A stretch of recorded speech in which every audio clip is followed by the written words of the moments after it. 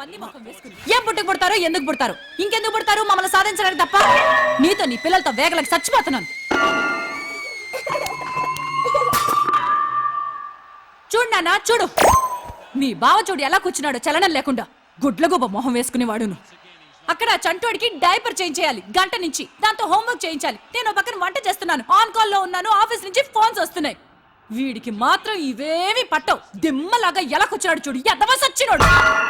ఇదిగో నువ్వు చాలా ఎక్కువ చేస్తున్నావు ఇందాక నుంచి చూస్తాను తెగ రెచ్చిపోతున్నావు నిన్ను కొట్టే బాగా చెప్తున్నాను ఏంటి ఏంటి ఏం చేస్తావు ఏం చేయగలవు చేస్తావా దమ్ముంటే చెయ్యి చాలే పో వెళ్ళు వంట చేసుకో నేను చెయ్యను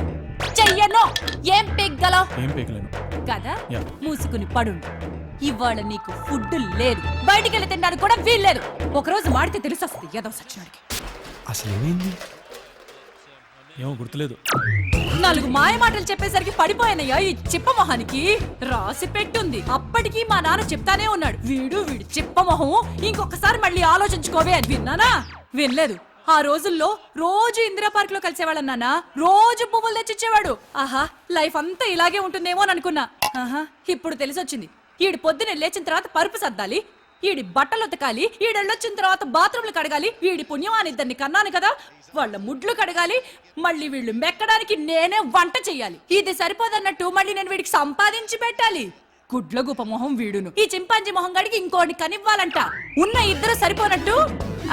కనిచ్చేస్తారు ఇక్కడ వస్తువు తీసుకెళ్లి అక్కడ పెట్టడం చేత కాదు ఫ్రిడ్జ్ లోంచి మంచినీళ్ళ బాటిల్ తీసుకొచ్చి తాగుతాడా మళ్ళీ బాటిల్ తీసుకెళ్లి ఫ్రిడ్జ్ లో పెట్టచ్చుగా ఏం బలుపా అది కూడా నేనే పెట్టాలా